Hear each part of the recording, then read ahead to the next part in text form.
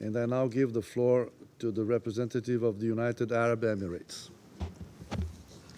Mr. President, it is perhaps beyond me to put into words the abject horrors we are witnessing in Gaza. That is why the United Arab Emirates fully supported the Council to take action today, and we still support that the Council does take action on this situation. For more than 140 years, the Al Ahli Baptist Hospital has provided medical care and shelter for generations of Gazans. Yesterday, more than 500 Palestinians were killed in a strike that hit the hospital. Each passing hour of this ruinous war makes a mockery of these principles of international humanitarian law. Gaza is laid to waste, and nobody feels safe. We call for a full, independent investigation into this incident, and for those who are responsible to be held accountable. As we verify information about the strike, one fact still remains indisputable. More Palestinians have died in this outbreak of violence than in any other in the history of the conflict. In less than 2 weeks of bombardment, more than 3,500 Palestinians have been killed and more than 14,000 injured. Will we continue to sit here and compare the casualties on both sides? We support no less than a full humanitarian ceasefire. We don't ask for this to be done at the expense of Israel's security, but so that people may tend to their wounded, bury their dead in dignity, and begin putting their lives back together. This ceasefire is also crucial so that vital humanitarian aid may enter and aid workers do their work safely.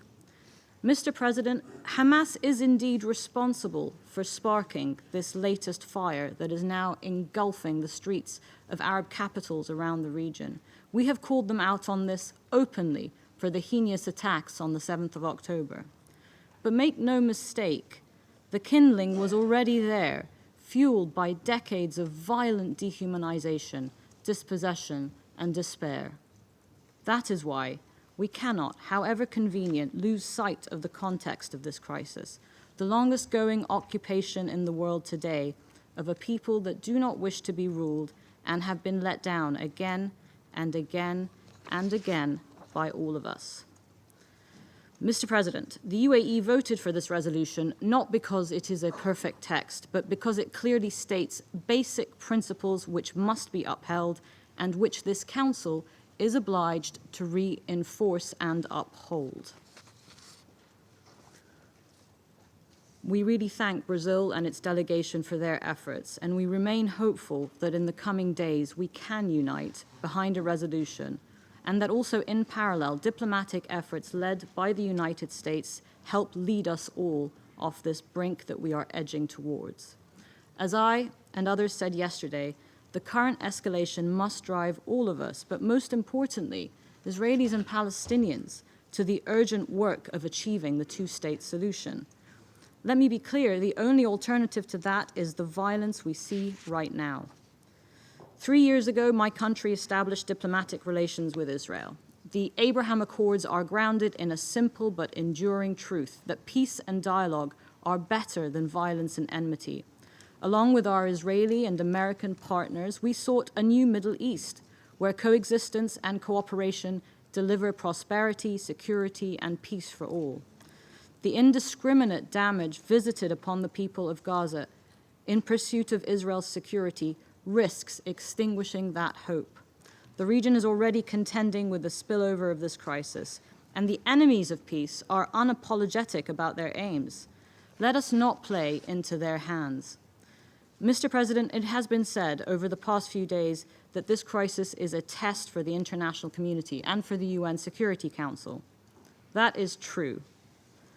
Noa Argamani, a young Jewish woman abducted by Hamas, is in her second year of computer studies at Ben Gurion University. Her mother is undergoing cancer treatment, and she is their only child. In a conversation with a journalist about the horror inflicted on this family, Yaakov recalled that in Gaza, too, families are mourning their children.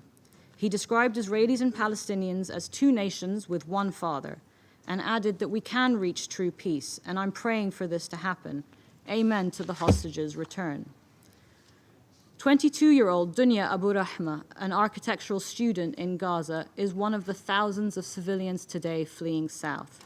Last night, she told CNN that up until recently, all she had been thinking about was her graduation project. Now all she thinks about is how to be safe. The test, colleagues, is whether or not we sustain that hope for peace that shines even through a parent's unspeakable anguish and a child's aspiration to just be normal like the rest of us. We cannot doom millions of people to misery because diplomacy is hard. We must keep trying again and again and again.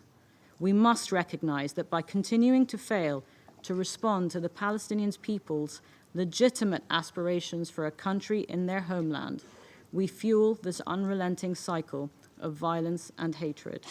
Let us not fail this test for the sake of Israelis, for the sake of Palestinians, and for the sake of all peoples of the Middle East. Thank you. I thank the representative of the United Arab Emirates for their statement.